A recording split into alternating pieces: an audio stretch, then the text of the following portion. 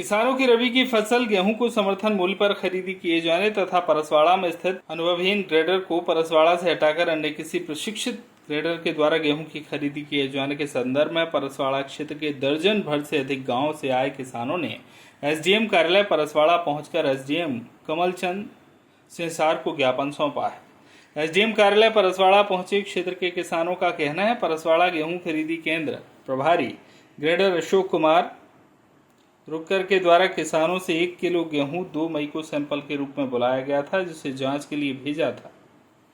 इस दौरान 15-16 किसानों से गेहूं के सैंपल एकत्रित किए थे। परसवाड़ा स्थित प्रभारी ग्रेडर द्वारा बताया गया कि जिले से केवल 1 सैंपल ही पास किया गया है। ऐसी स्थिति में किसान अपनी फसल को समर्थन मूल्य में नहीं बेच पाएंगे, ना ही लिए गए ऋण की अदायगी ही कोई कर पाएगा। किसानों ने कहा कि जो ग्रेडर भेजा गया है उसे पता ही नहीं है कि गेहूं कैसे पैदा किया जाता है और किस प्रकार की क्वालिटी गेहूं की होती है। किसानों का कहना है कि परसवाड़ा स्थित ग्रेडर अनुभवशील नहीं है, उसे तत्काल ग्रेडर पद से हटाकर नए ग्रेडर की नियुक्ति करने की कार्रवाई करते हुए किसानों की गेहूं की खरीदी की जाए। इस दौरान एसडीएम कार्यालय परसवाड़ा पहुंचे दर्जन भर से अधिक किसानों ने प्रशासन को चेतावनी दी कि शीघ्र ही उनकी मांगें नहीं मानी जाती तो किसानों के गेहूं खरीदी प्रारंभ नहीं की जाती तो उनके द्वारा सड़क पर उतरकर उग्र आंदोलन किया जाएगा। इस दौरान जिला पंचायत सदस्य दल सिंह पंद्रे, मंडल अध्यक्ष योगेश शरणागत, समाज सेवी तेजराम भूरीकर, किसान नीलकंठ कुशल, मंगल पटले, शंकरलाल पटले, अनिल पटले, गिरमा बरकड़े, उदयलाल रंगडाले, अभिराम ठाकरे सहित दर्जन भर से अधिक किसान मौजूद रहे। आज हमारे परसवाड़ा के किसान एसडीएम कार्यालय में पहुंचे हैं कि आज जो किसानों का गेहूं का खरीदी नहीं हो रहा है और जिससे सारे किसान परेशान हैं। हम शासन से मांग करते हैं कि परसवाड़ा के समस्त किसानों का गेहूं का खरीदी किया जाए, क्योंकि बहुत मुसीबत से किसान अन्न उगाता है और ऐसे विषम परिस्थिति में अगर गेहूं खरीदी नहीं होती तो यहाँ के किसानों को बहुत नुकसान होगा।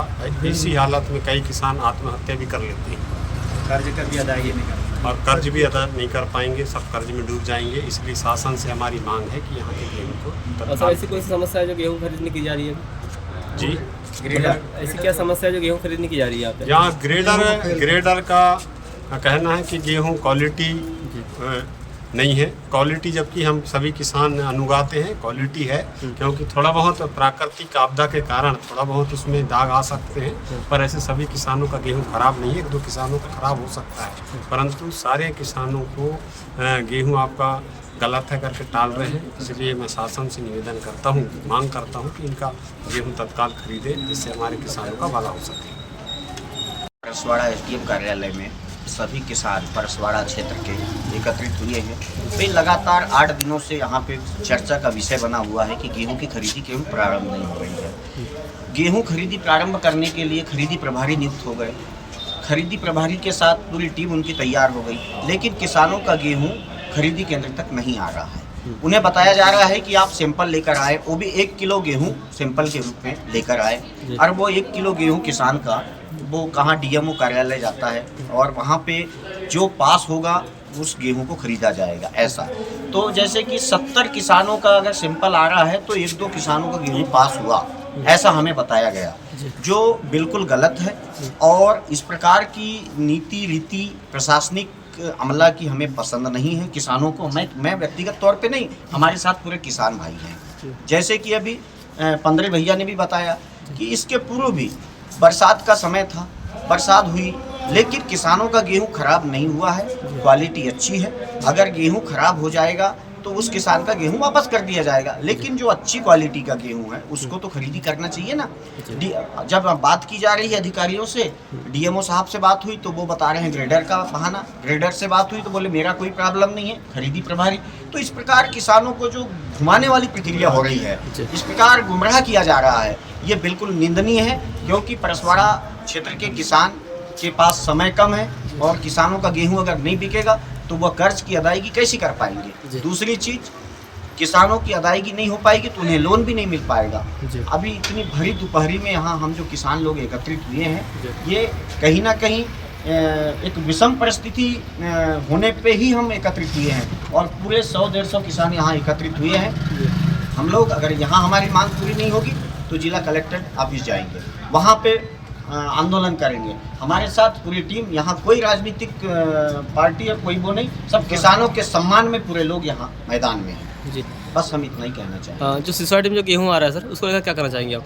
सोसाइटी में जो गेहूँ अभी जो अच्छा जो दिया जा रहा है ना, जी जी, राशन के रूप हाँ, में, हाँ। भाई राशन के रूप में कैसा गेहूँ आता है, इनको ये चीज को सोचना चाहिए। डीएमओ साहब हो या जो भी हो, इनके अधिकारी कर्मचारियों को देखना चाहिए, जांच करवाना चाहिए। मट्टी आधी मट्टी वाला गेहूँ बिक जाता है, इनका दे दिया जाता है, आधा गुना गेहूँ दे दिया जाता है। और किसान की जहाँ बात आती है तो वहाँ इतनी बारीकी, ये बिल्कुल गलत है।